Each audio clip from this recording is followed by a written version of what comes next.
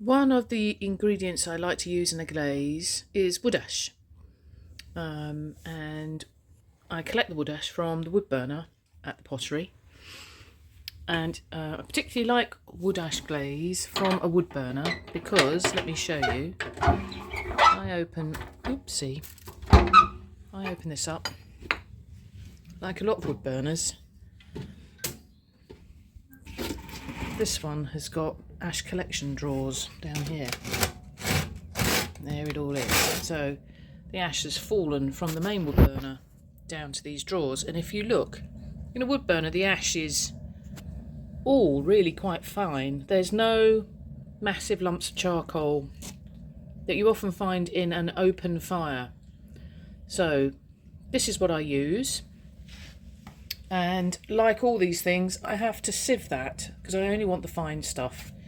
And if you try and sieve that dry, you'll cough a lot. So we put it into water and then sieve it wet. So if the dog will let me, here she is, look. It's her favourite spot in the winter. So I'm going to pull this out and I'm going to put this into a bucket of water. And I'm going to put the lid on fairly quickly because actually the finer the clay, the more I want it, and it will float up into the air, and I want to try and contain it in the water. So I'm just going to put that all in there. You can see the dust rises, and that's the really good ash is the one that's I'm losing. So I'm going to put the lid on that and just try and contain it while it disappears into the water. Okay, so I'm now going to sieve that and find the finest powder. So here's our wood ash in water. It's just sat overnight, and you can see floating to the top is any charcoal. Now I don't need that, so I'm going to try and get most of that out. So here we go, just chuck that away. So now what we're going to do is sieve out the fine wood ash that we're going to dry and keep. So here's the little sieving system, bucket, old fridge shelf to support the sieve.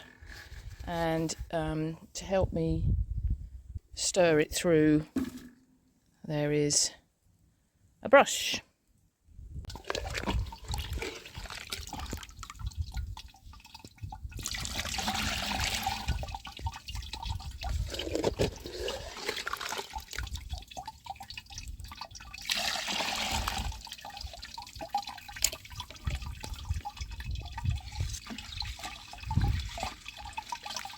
Sieve.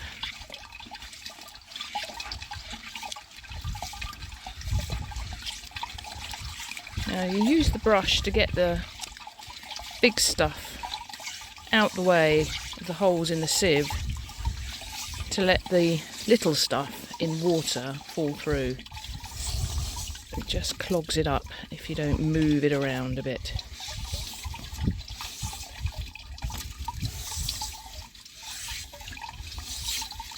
And you can see the bigger stuff getting left behind.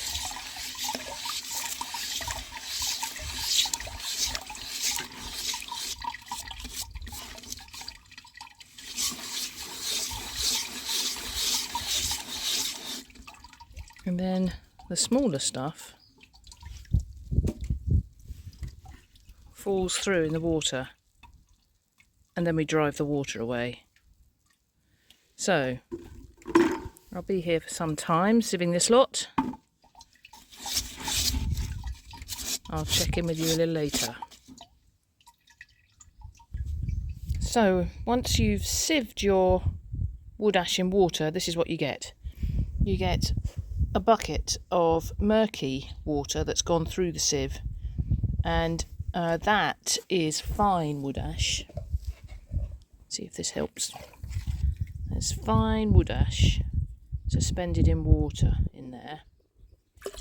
That's the useful stuff.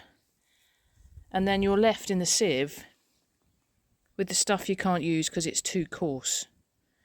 Now, if you look at the volume of that, I put into the bucket of water the contents of the 2 ash collection trays from the wood burner, and I think you're probably left with 50% of what you've taken from the wood burner left in the sieve, and about the other 50% in the bucket. Now, what we're going to do now is this bucket's going to sit overnight. The fine wood ash will slowly settle, and so we can pour off some excess water. Then I have to put it into a hot box to evaporate the rest of the water away, to leave me with the dry, fine wood ash as a glaze material.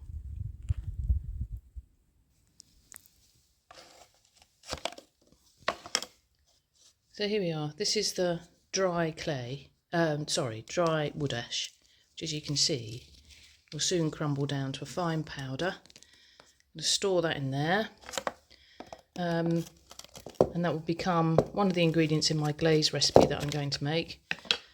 Now, all of these ingredients have to be dried and stored dry, because when, like baking, you're making a recipe, you're going to have to weigh out all of your ingredients, and you don't want to be weighing water and not know how much ingredient you're actually adding. So that's wood ash ready for glaze making from the Pottery wood burner.